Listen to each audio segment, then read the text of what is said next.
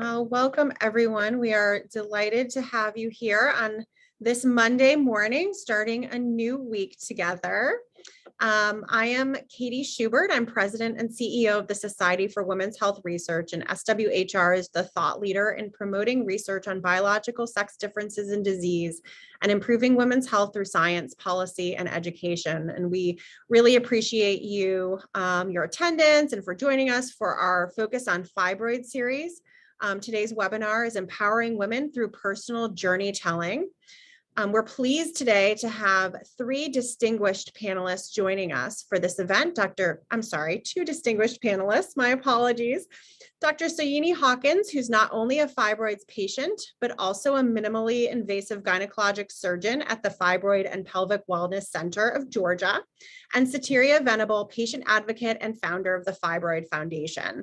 I'd also like to thank the sponsors of today's event, AbbVie, Myovant Pfizer, and Roche. And as always, we are live tweeting during today's event. We invite you to use the hashtag SWHRTalksFibroids on social media. At this time, I'd like to introduce SWHR's Director of Science Programs, Dr. Irina Ninye, who will be moderating today's event. Thank you, Katie, and welcome everyone. Uterine fibroids, or leiomyomas, are non-malignant growths of the uterus and one of the most common gynecologic conditions nationwide. More than 80% of Black women and nearly 70% of white women have fibroids by age 50. There's limited data on prevalence and impacts of this disease on Hispanic, Asian, and other women of color. However, we do know that while some women have fibroids and experience no symptoms, others can experience menstrual bleeding, pelvic and back pain, and challenges with infertility that can significantly affect their daily activities. Unfortunately, women with fibroids can also experience delays in diagnosis due to stigma around menstrual disorders and normalizing abnormal symptoms that occur among both patients and healthcare providers. SWHR's fibroid program was founded to draw awareness to research gaps and unmet needs in clinical care, education, and policy concerning uterine fibroids. With the guidance of expert researchers, clinicians, and patient advocates in the fibroid and gynecologic health space, SWHR has developed an online patient toolkit to increase awareness and understanding of uterine fibroids and help individuals with fibroids navigate their care. Today, we have two members of our uterine fibroids working group with us to continue our Focus on Fibroids series, empowering women to live well with uterine fibroids. And they'll also share their insights as to how we can better understand uterine fibroid disease and strategies as to how they manage their fibroid wellness at various stages in their life. Following the speaker presentations, I will be moderating a discussion with all of our panelists. So we invite you to use the Q&A box to submit questions throughout the event.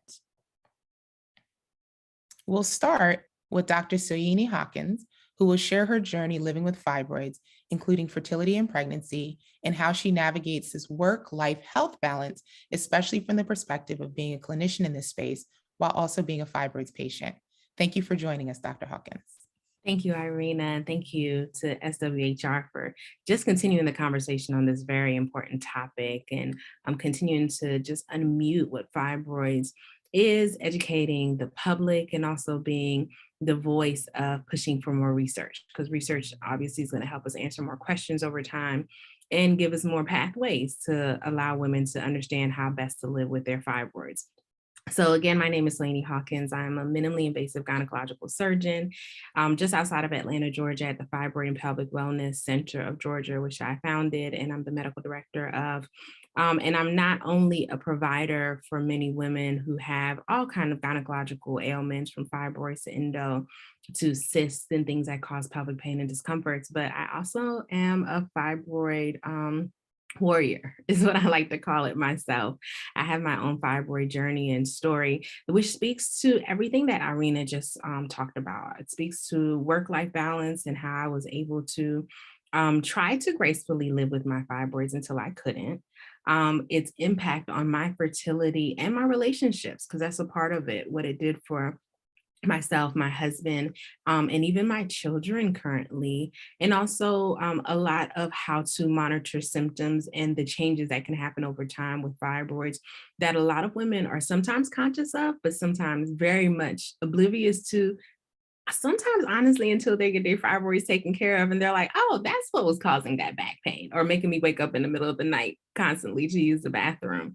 So my fibroid journey started about 11 years ago. And I came on my diagnosis very atypically. Typically, fibroids, which are benign tumors of the uterus that grow, are usually associated with most commonly heavy menstrual bleeding. Some patients will have that and pain and bloating, or one of the top. Those are the top symptoms that are encountered. Um, when I was diagnosed with fibroids, I had pain for 1 day. 1 day, and my fiance, who's currently my husband, but fiance at the time, said, woman, get that taken care of. You don't have pain. That's not your typical you. And so I did. I went to the doctor and I saw a practitioner that day, and she said, oh, maybe it's your fibroids, or you could have an ectopic pregnancy. I said, well, first of all, I'm not pregnant. Let's get that straight. But then what fibroids? I was just here 3 months ago and did my annual exam, and he didn't say anything about fibroids or that my uterus was enlarged. And she said, your uterus is 16 centimeters. A normal size uterus is about 8 centimeters, 8 by 5 centimeters, the size of your fist, essentially. My uterus at this point was double the size, and I had just had a pelvic exam. I was not having heavy bleeding. My pain went away after that day. I didn't have any bulk symptoms, and I had no idea I had this thing growing in me, and it certainly didn't grow overnight. I was at the end of my training in medical school at Morehouse School of Medicine and transitioning to live in a whole nother area in Baltimore, Maryland. And when I went to Baltimore and told my professors there and attendings at the time what had happened, they said, oh, well, what was your follow-up? I had another ultrasound done within a short period of time, and it showed that the fibroid had grown. Right. So they said, oh, that's concerning. See a gynecologist. I went to a gynecologist. He immediately was able to rectify that I wasn't cancer. It wasn't a sarcoma, because fibroids by definition are benign, right? That's super important for people to know and learn and hear that said out loud, especially when they're newly diagnosed. Fibroids are not cancer. And so he was able to tell me, though, this is, even though it seems like rapid growth and you didn't know about it, and voila, all of a sudden it's big, it's not cancer. And we did a lot of observation, which there's nothing wrong with doing observation for fibroids.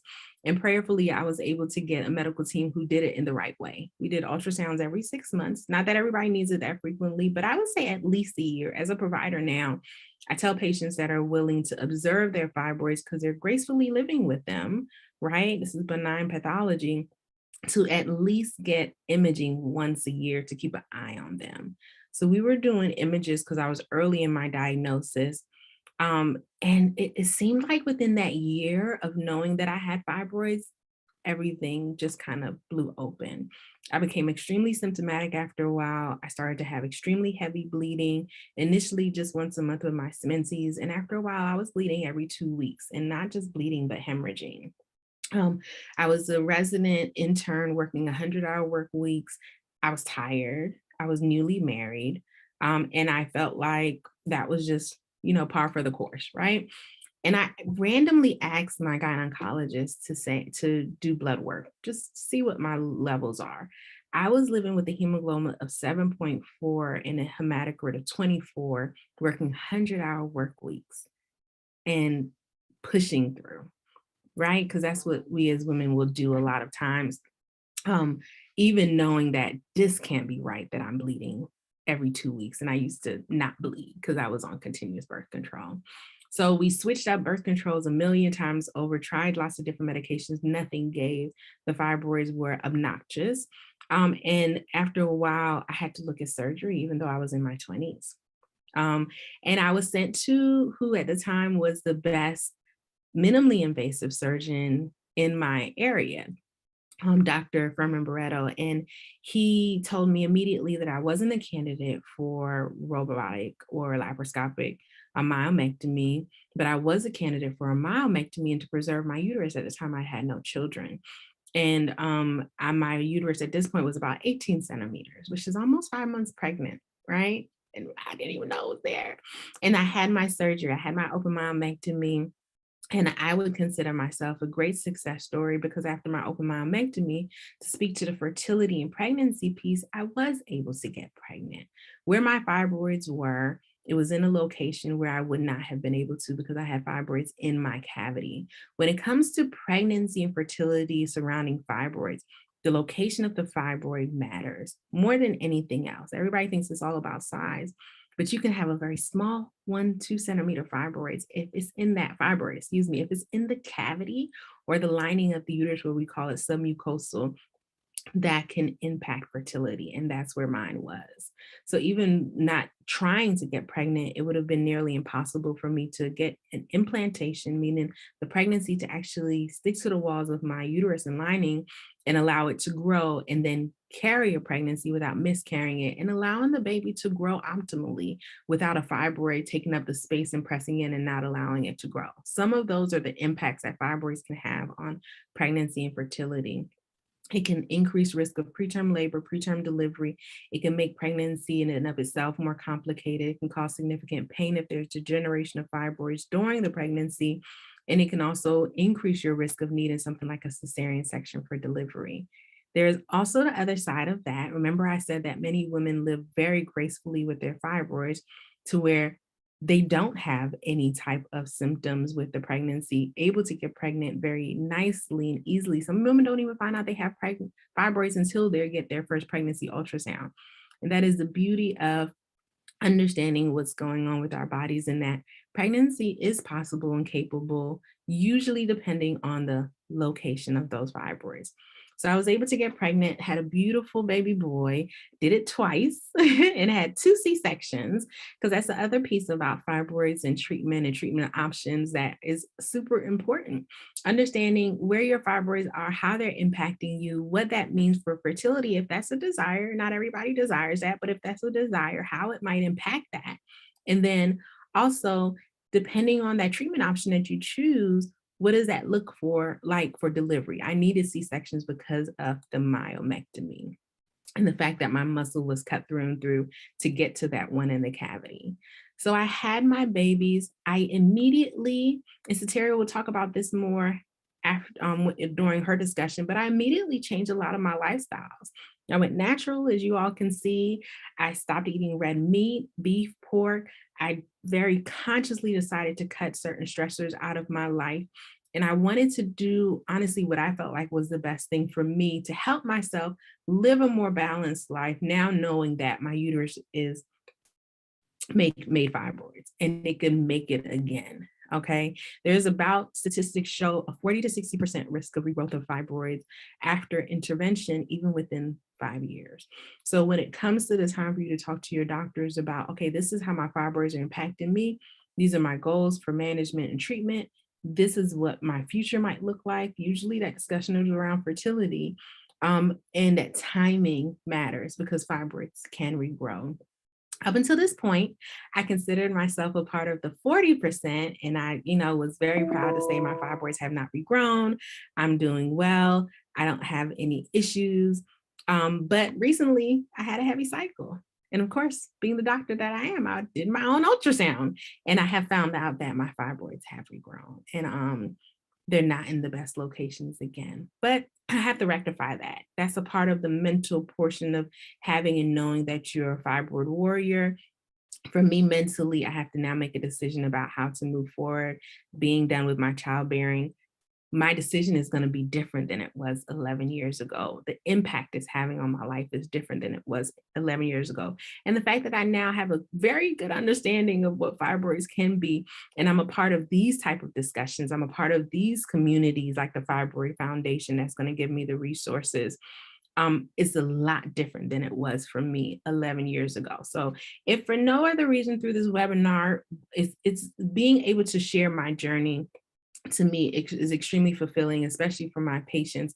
One, because they feel like maybe I understand what they're going through. I do, but also to empower them to speak up about their symptoms, speak up about their desires, what their goals are, what their concerns are, speak up about what they want this journey in its perfect world to maybe look like for them, and then to understand what their true options and what the capability of this medical world that we live in and technology actually has for them. We have now ways that we can shrink fibroids. You know, there's an Acessa radiofrequency fibroid ablation procedure. There's one that's done hysteroscopically to do the same radiofrequency ablation. We can shrink fibroids. There's UFE, there's myomectomies, there's MRI focused ultrasounds. There are medications that are on the market now that can actually help decrease the heavy bleeding associated with fibroids, where you don't even have to have surgery at all if it's not right for right now. So when you go to your doctors and you talk to them about your symptoms, tell them everything that's happening, even if it's just like my discharge is changing. We want to know, you know what I mean? Even if it's like I just get a twinge on the right side every once in a while, it might be nothing, could be your fibroids, or could be a cyst, or it could be something else that we need to rule out. But tell them everything and tell them about your future goals and be open to that discussion about more holistic and naturopathic options. What are your medication options? What are your procedure options, so that you can make sure that your goals align? Thank you guys so much again for having me. And I'm so looking forward to this very worthwhile conversation.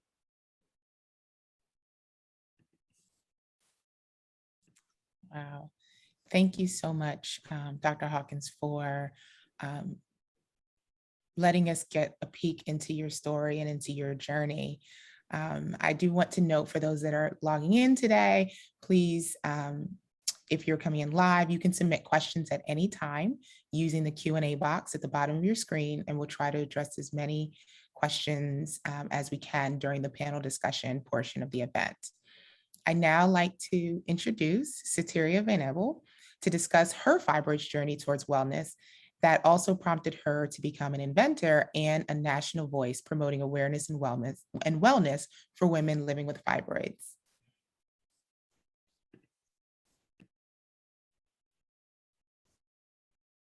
Greetings, everyone.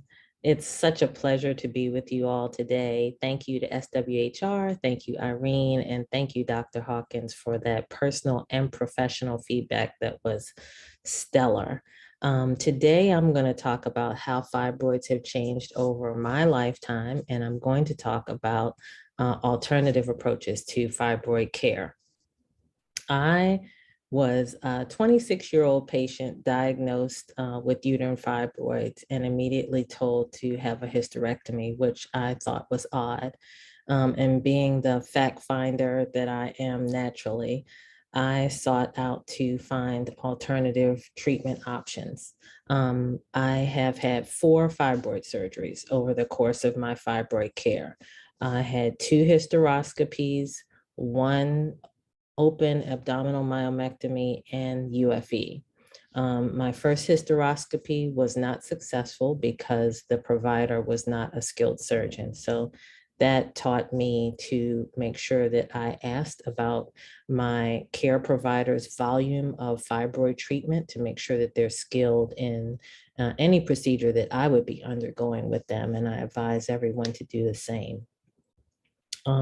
What I learned from that, after my 3rd surgery, I was feeling pretty vulnerable and still not understanding why fibroids weren't a buzzword, because they really had kind of taken over every area of my life. And so I started talking with women. And that's one thing that has really changed. When I started the Fibroid Foundation, or started these discussions, because the Fibroid Foundation was not an entity yet. This is 2007. You didn't talk about this openly, but I found out that when I started the conversation, people were just waiting to be able to share that they were struggling with the same thing. And that high incidence of receptivity told me that I was onto something. And so I just kind of tried to keep pressing forward to find answers that would hopefully not only help me, but help those that I knew, and perhaps even beyond me. From that conversation and from that investment in that inquiry into finding out how I could be an advocate for my own health, I've seen the conversation really open up and evolve over time, which I think is fantastic. It's refreshing. It's helping to erase the stigma around menstrual care in general, and it's moving us forward. And it's encouraging all of us, whether we have a uterus or not, to get involved in this conversation because we're all affected. I've also seen shared decision-making become a talking point. It's important to know that we're experts in our own bodies as patients. And when we couple that with our provider's expertise, it's called shared decision-making, where a customized treatment plan is developed based on those two fact sets, the patient's expertise, the provider's expertise coming together to form a treatment plan. And that's not something that was discussed earlier in my treatment or fibroids experience or journey. I've also found that we're just starting to have more conversations about the emotional needs, and Dr. Hawkins touched on this as well. And I look forward to seeing this conversation expand drastically as well. But I think the emotional toll is great. There's a societal impact because you're wearing dark colors, you're not moving through society like you normally would because you're afraid of embarrassment or being out and not feeling well, which is a miserable feeling. There's the diagnosis toll where you are trying to understand what you've just been diagnosed with. You're hearing lots of new terms for the first time, and it's a lot to wrap your mind around for anyone. And then there's the relationship toll. I think many of us have experienced significant others who didn't really know how to support us through our diagnosis.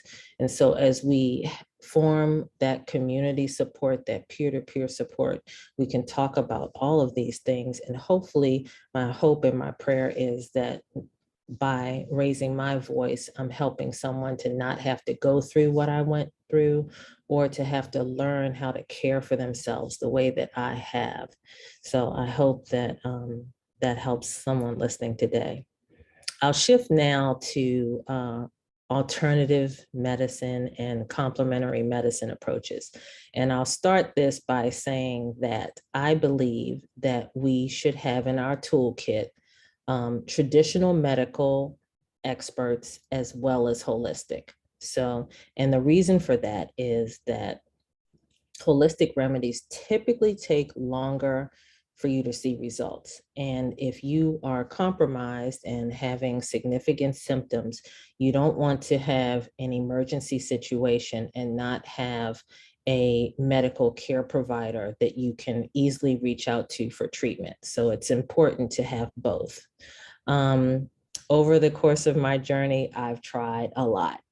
And so I'll kind of go through these one by one to hopefully, again, shed some light on someone else's journey to be able to help them. I started off by working with a naprapath, and it's Naprapath.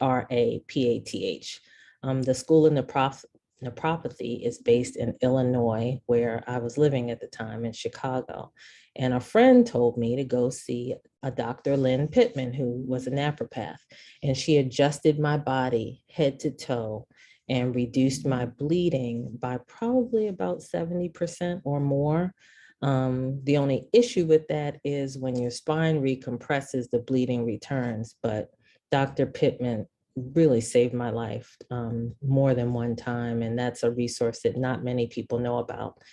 She also helped me with juicing when I was severely anemic. I had a hemoglobin of 6, and I was trying to raise my hemoglobin prior to surgery. She taught me how to juice with beet and carrot juice. I did supplement that with iron that has to be handled very carefully because you can only have so much iron daily. But these are tools that we have on our blog, and we try to share with the community so that they can care for themselves as well, because the beet and carrot juice doesn't constipate you, because the last thing that you want to have is more pelvic discomfort when you're facing fibrous discomfort already. Another thing I try, which is unusual, is Reiki. Reiki is an Eastern modality, of healing by touch. And I went to a Reiki therapist, and my symptoms abated for 2 months, and I became a believer. And so I became Reiki certified. And when my cramping would get really bad, I would do Reiki on myself, balance my chakras. And I still do that today for things like acid reflux, or if I have a relative in the hospital who's ill, I'll do Reiki on them while they're in the hospital. And it's just become a lifestyle of mine, a tool that I wholeheartedly believe in. So Reiki it's Reiki, is one of the tools that I use, the holistic tools. I also, because I didn't want to have surgery fought hard for that. I became a pescatarian. So I eliminated all meat from my diet. I eliminated soy and coffee for a period of 7 years. And I did see success, even though I had to have surgery there were the 7 years between surgeries 3 and 4 was the longest period of time that I had ever gone without a surgery. So it definitely slowed down the growth of the fibroids in my body. And I learned a lot from that, the power of food in your system, and how, I personally could see results or effects right away if I drank coffee. If I were tired and I had something with a lot of espresso, I could start bleeding immediately. So from that, I learned, pay attention to your body, because your body tells you exactly what you need to do. Chinese herbs. I tried Chinese herbs. I had some success with Bajian. But again, Chinese herbs can be dangerous if you don't know what you're doing, because they can compromise your liver. So you have to have a holistic expert. The same way you vet your medical experts, you must vet your holistic experts to guide you through that process with Chinese herbs.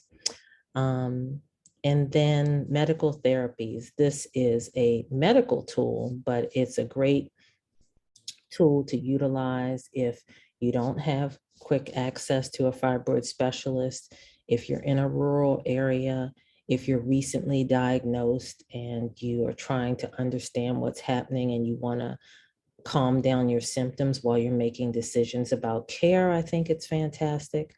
It's a great bridge to menopause so that you can get through those fluctuations in your menstrual cycle without having to look at an additional surgery.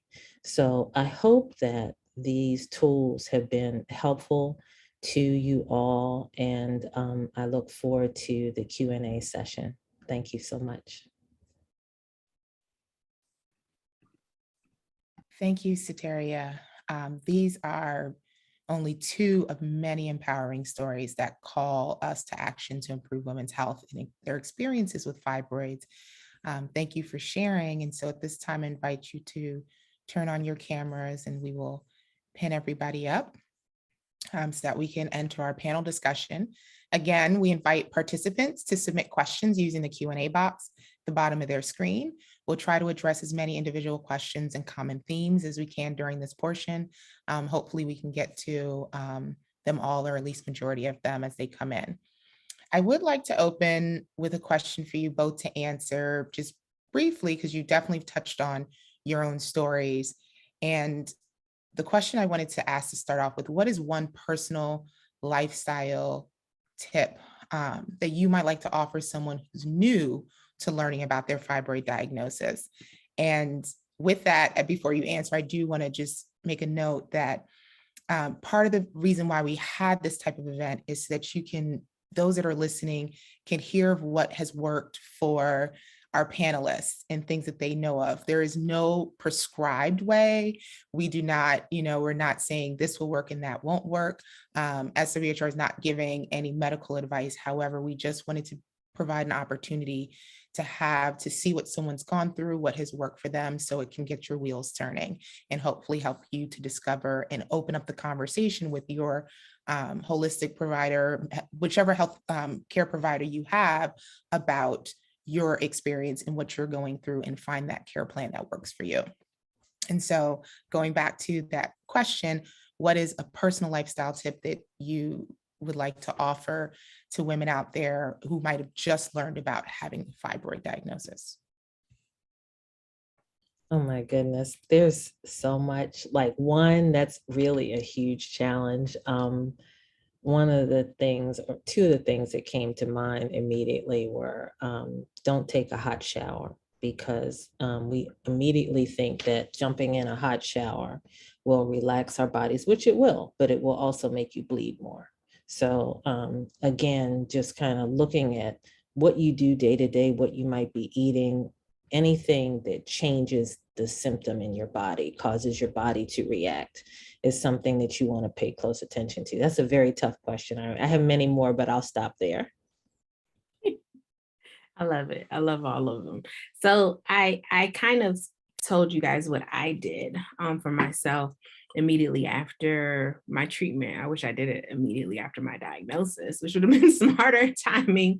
But I took my diet and the things that I was putting into my body.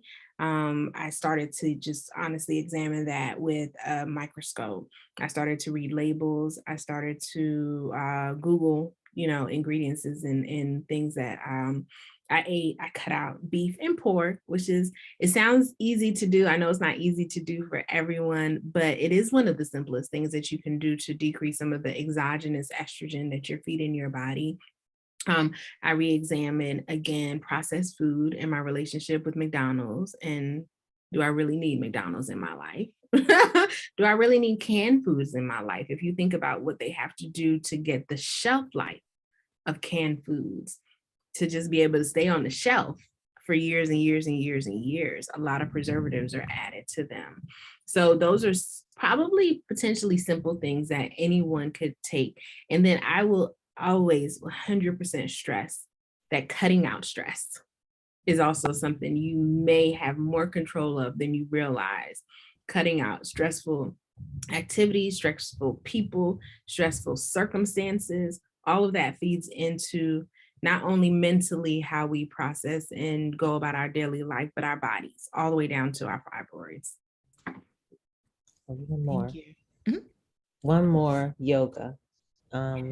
The way that you can really replicate the relief that I got on my spine through my spinal treatments is yoga. And I know when you're hemorrhaging, it's hard to get down on the floor and keep from bleeding through your clothes, but I highly encourage you, to the extent that you can. We've published some gentler stretches that you can do, but yoga is just amazing at keeping your spine and your pelvis. You want to keep your pelvis and your spine just really flexible, loose, open. And, when you get really tight spinally is when it can really cause some additional bad symptoms. Wow. And, those are really great tips. And one of the things that we touched on earlier, which I'm sure a lot of women are also thinking about, and we got a question related to determining that vetting process, particularly with surgeons. How do you determine the skill level? Like, a lot of individuals will focus on their successes, but not where they have their gaps. So what types of things did you ask? And maybe even Soyini, from your standpoint, how do you communicate your experience, and also where you may not have experience when somebody wants you to do something? Mm-hmm. So I'm a minimally invasive gynecological surgeon. Some people have never, ever heard of that term. I'm a subspecialist in the field of obstetrics and gynecology. I no longer deliver babies. I honestly, and this is not necessarily everyone's way that they practice or fashion to, or have the ability to design their practice, but I focus kind of wholeheartedly on surgery. So only people coming in my door are people who are considering surgery. Usually they've been diagnosed, they know what their symptoms are. They may have even tried other things, and now they want to do surgery. And the reason I became so specific, it didn't happen overnight, but over time, I found like that's where the need was. Right? I feel like there's a lot of people that can get the diagnosis, start to get some management, but there weren't enough people that were offering minimally invasive options. So patients had a quicker turnaround, less pain, less complications with their surgeries. And so when I was having patients that were waiting 3 months to see me for my specialty, I started to taper on, I don't do annual exams and vaginitis and breast exams anymore. I only do surgery because the need is so great there for people that are specialized in it. So I tell a lot of patients, even when I talk on forums like this, or that might send me a message on IG, look for a specialist. Look for someone that has a special interest in whatever's going on with you. Special interest in PCOS, special interest in endometriosis, special interest in fibroids, because they're out there. We're out there.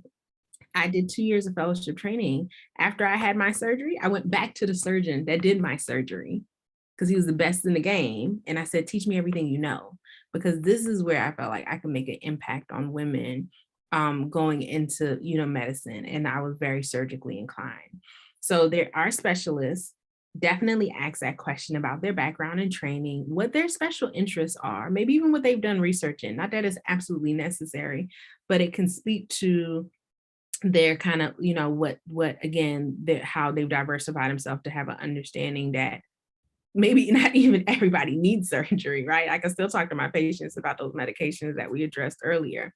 And then patients ask me all the time about my numbers. I have no problem sharing my numbers. I have no problems talking about previous complications that I've had. And I always encourage patients in doing that, also ask them about how they can be preventative, like what type of things do they do in surgery to try to prevent adhesions or bleeding or any complications. Those things, a surgeon that is confident in their skill set and have done this will be able to answer for them, and they're fair questions to ask. So you can ask for the numbers as a patient. Okay. I think that's phenomenal advice. And I'd add to go to a reputable advocacy organization and ask for a referral there. But then also still do your vetting process that Dr. Hawkins mentioned. Prior to there being fibroid advocacy organizations, I would get the top doctors magazine in the city in which I lived every year and read it like a Bible, because the top doctors are physicians' referrals to other physicians, basically who they would want to treat them or their family member. And again, still do your own research, even when you have that as a tool.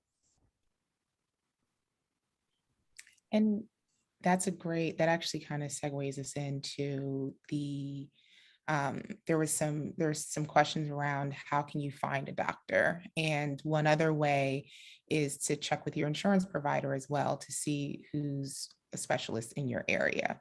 And I like how you put it, someone who has special interests, because that means it's not just their skills, but their knowledge base is going to be a bit deeper in that area so that they can tell you more than you go to a surgeon. But like you said, because it's your interest, you also know the medications, you also know that. And so you can get, a little bit more in a consultation with them.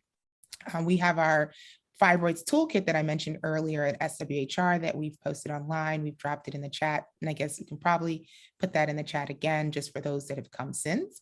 And we do have a list of questions to ask your doctor. We have some questions if you're considering surgery. We definitely recommend being as prepared going into your appointment as possible, because it can be very hard. And maybe you can speak to that as well. What questions do you want to answer? Or what questions do you want answered? But then when you're there, you're kind of flooded with all your experiences, what just happened last week versus what happened last month, waiting for your appointment. And then you get there and you're not able, and you walk away saying, oh, I wish I asked about this, or I wish I found this out in the 15 to 20 minutes that you had with the doctor. So we definitely have resources that we want to make available. And if you guys, do you know of any others that you might be able to quickly kind of put out there as far as finding a doctor or support? Of course, Fibroid Foundation. And we can actually include that in the chat as well, link to that. I think it's important to go prepared to your visit. Go with your own questions. And I can't say enough about bedside manner. We have the, good fortune of having Dr. Hawkins in this panel, but not everyone has an opportunity to meet a caring yet skilled fibroid surgeon. And so if you feel uncomfortable, make sure you follow your gut instincts. When you go to your physician, you should be getting the right imaging. You should be being informed about your specific case, because every fibroids are like snowflakes. They display differently in every person. They're located in different locations. And so your case is unique. And when you visit with your provider, you should feel like you're being informed, like your questions are being answered, and a comfort level. I resisted surgery for a long time. I was very sick, and my reproductive endocrinologist drew a picture of how he was going to do my surgery, and actually had to hold my hand and say, Satira, you can't continue to live like this. So you have to continue to, just advocate for yourself, ask those questions, and, do everything you can to make sure that you're in good hands when you go into surgery, if you have to go into surgery. And make sure that you have an understanding of what's going on. I can't stress that, enough, because sometimes the conversation is not the way that you envision it and what you want to hear. I have a lot of patients that come to me specifically for minimally invasive option. And the reality is that they're no longer a great candidate for it. It's not a safe surgery anymore. It's not that I'm not capable or skilled enough to do it. It's just I'm not going to do an unsafe procedure. But my patient is going to leave understanding why. They're going to understand their anatomy. They're going to understand their options and the pros and cons of all of them, even if it's not an option. So those type of conversations are, super important. And sometimes that takes 2 visits. I fashion my practice with this in mind. So every person that meets with me has 45 minutes. Not every doctor can give you 45 minutes to have this discussion and answer those questions, but they do need to be answered. So sometimes that's multiple visits to get to an understanding. But in that first visit, you need to be heard. In that first visit, I need to know you and what your desires are.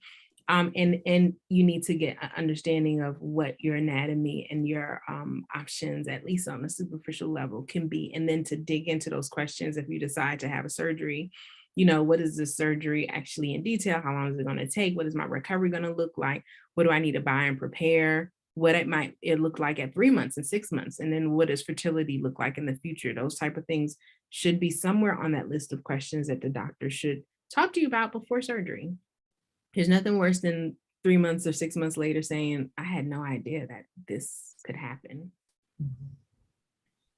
I want us to touch on something that, as you manage, and we're in the workplace, and we're in the health space, but in the workplace, have you requested or received any accommodations at work that have helped you prevent, reduce, manage symptoms along the way? How have you dealt with that? I think that that's an uncharted territory.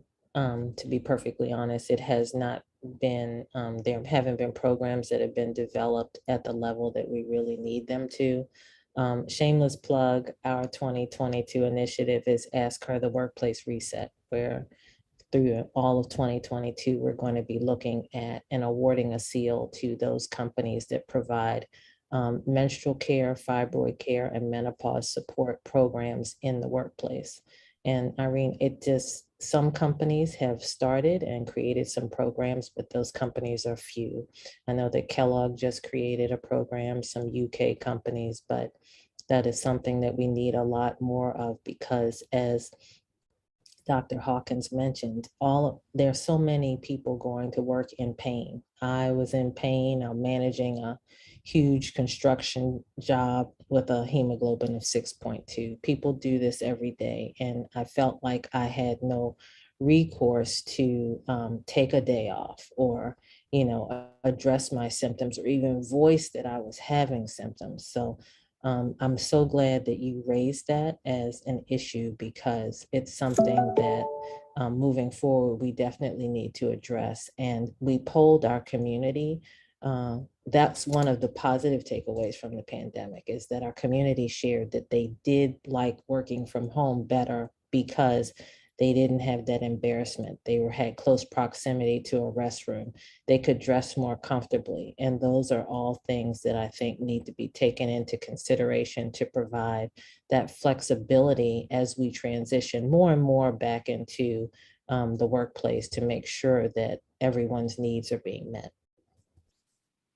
Bravo. Oh my gosh. Bravo for highlighting the importance of that and recognizing companies that are doing that and who could set examples for other companies, right? Some of these big corporations, when it comes to on my side, surgery, I tell patients, go to HR, let them know because they otherwise wouldn't know that this is an issue, this is a problem, this is something that many of the women that are on their workforce are suffering with, but may be embarrassed or feel like it's taboo or not feel comfortable talking to their male boss or manager about, make it something that we're able to normalize in the discussion and that women feel emboldened and empowered to be able to say, yeah, today I might need a few more breaks. It was funny, I was doing a podcast with Girl Boss, and that was one of their like closing questions. It was like, rapid questions. And they said, when patients have fibroids and endometriosis, what are the things they need at work? And I said, they need a hot water bottle or a heating pad. They need some Motrin. They need a good girlfriend. They need someone that's going to have their back if they have to step out, or maybe that's going to check the chair behind them when they get up at the meeting, or say, honey, you got a little spot on your white pants that you wore to work today. Because we have to be a community about this thing, especially in the workplace. It's the only way that will allow the conversation to kind of grow, and for more organizations and companies to feel the need to be supportive of the woman that are taking care of them, to make sure that they're taken care of as well, no matter what the disease process might be.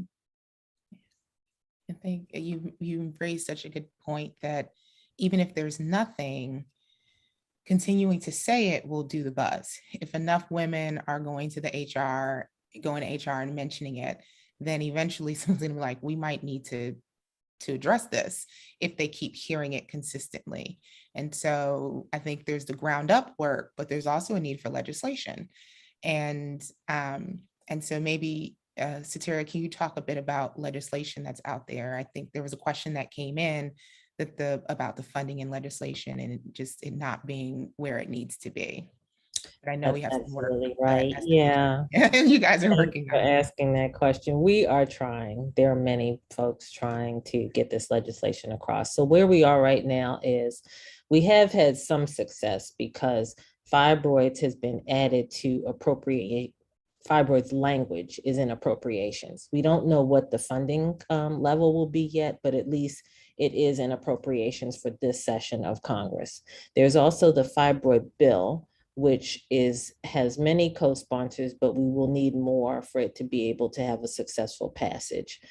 So we're waiting to see if that will happen during this Congress or whether we will have to encourage and support a reintroduction for the next Congress. We also would like to see fibroids language added back to the Defense Act to support those who are in the military. It was there was language in 2020 and it was removed. So what everyone listening can do to help is, the one question we are always asked is, who in my community would be helped by the passage of this funding? And so please write your legislators. We have a link on our website, because when you let them know that you're in their community and that this legislation and this funding would be serving one of their direct constituents, it makes a huge difference. And so that's kind of a snapshot of where we are. I know the Vice President's office is hosting a maternal health event tomorrow. And so those are wins. Those are huge wins when we have prominent, caring, empathetic legislators who are utilizing and sharing their platform to raise awareness of women's health needs. Yes, SWHR, Fibroid Foundation, and many others that are coming together and doing this work. It is so important. It's so important. There is something I want to touch on, taking us a bit back to care, but also on that educational piece. You both mentioned how you've changed your diet and healthy living and lifestyles, which for someone who might not have a lot of resources, financial resources, what are some things that you can recommend for low income individual that are some things that they can do to add healthier bits or food or strategies to their lifestyle? That's a really good question, Irene. I don't know that I have a lot of tools and feedback immediately in that regard, but it's always advised to shop the perimeters of the grocery store. And there are community gardens, community centers, community food resources that can help those in who may need assistance to be able to afford some of the foods that we've mentioned. So I would start there if you're in need to be able to do that. Sometimes in the right store, shopping the perimeter of the store rather than, as Dr. Hawkins mentioned, the canned foods can be less expensive than you might think. So gravitating toward whole foods, anything that comes out of the ground, anything that's naturally grown. And again, paying close attention to what triggers your body, because what triggers your body may not trigger someone else's.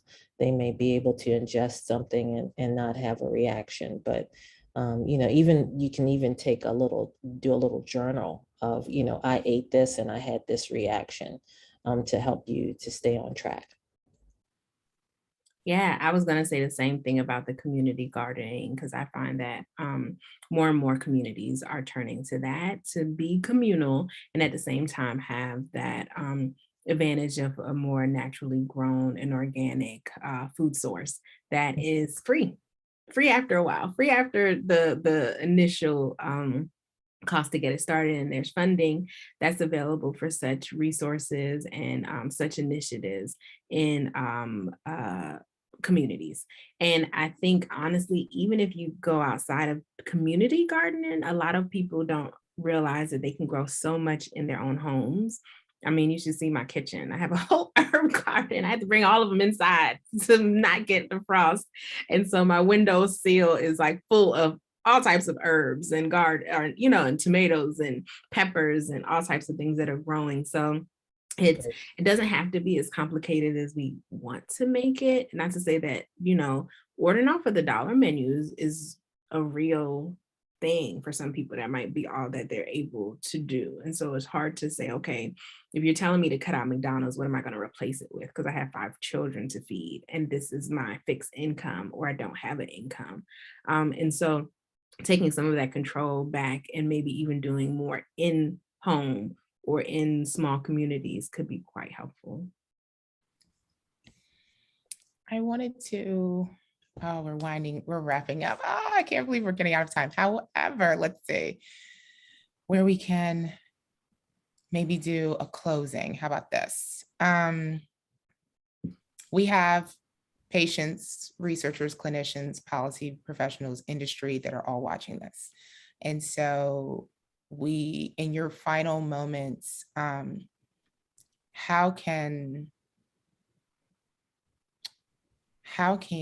what would you recommend to viewers to help them support or improve care for women living with fibroids? What is one thing that you often hear isn't done enough that maybe you want to highlight or amplify here today? Say, this is what we need. We've talked about legislation. We've definitely talked about, care, talking to your doctors. So something that we might not have talked in today that you'd like to remind folks at home. I think what we've gotten here today, community, advocacy, sharing your story, talking about your personal journey. I have a number of patients that have heard either my story or someone else's story on Facebook or IG or YouTube or whatever, and it's empowered them and given them what they needed to kind of push themselves in a direction to say, yes, I'm a caretaker for my mother and father. And yes, I'm the mother and the wife and the boss and I'm everything to everyone else. Maybe it's time for me to take care of myself. Maybe it's time for me to stop ignoring what is actually impacting me and not making me my best for everyone else, right? If that's what's important to them. And so personal storytelling, giving impact to all of these advocacy associations and groups are super, super important. I felt like I didn't have that 11 years ago. I felt very alone. I felt very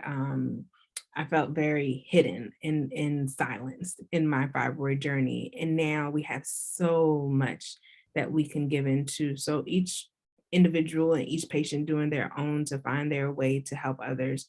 It makes you feel good. And it also will continue to encourage you along your journey, because so many of us share in our experiences and can feed into each other. So this is impactful. Doing more of this, to me, is the biggest way to make impact in our community. And I think that we recently had discussions on the power of female researchers who may not always be able to lend their personal experience to their research, which is powerful. So if we have industry and clinicians listening who are in a position to be able to ask a woman or someone with a uterus who's a researcher to be able to pair their personal experience with their professional expertise, I think that's going to move the ball forward drastically. And I think that there are, not to exclude those without a uterus, but those people can ask those in their lives who are struggling with fibroids, who do have a history of menses, what their experience has been. Because when we have these conversations, it kind of opens the door for things to improve. You know, all the time I ask people, invite them to go ask the women in their lives about fibroids, and they come back and tell me they had no idea that their mother had a hysterectomy for fibroids, or that their sister had struggled and had been in so much pain. And I think when we have this conversation, then we know what we can do in our communities, in our jobs, or even in our families to provide that support to be able to try to improve this for everyone. That is such great advice. We thank you so much for joining us today and sharing your experiences, your words of wisdom, and just in everything you had to. We hope that those joining were able to pull some nuggets and that women were empowered from the information that was shared today. Thank you to those that have joined us today, and also to AbbVie, Myovant, Pfizer, and Roche, our sponsors, for their support of this event and SWHR's Uterine Fibroids program. We'd also like to thank everyone who contributed toward the development of SWHR's Uterine Fibroids Toolkit, a patient empowerment guide. And we invite you to go to our website and download this toolkit. We've dropped some different sections. It talks about treatment. It talks about wellness tips, also questions to ask your doctor, information about fibroids. And so all those who are watching, we also invite you to connect with us on social media. Visit our website, www.swhr.org, and download our toolkit as well as other resources, or you can sign up for our newsletter. Again, hashtag SWHR Talks Fibroids. Let's continue this conversation. Lastly, we'll send out an email to everyone with a recording of today's webinar for all registrants, so please be on the lookout for that. Thank you for joining us. Have a good rest of your day.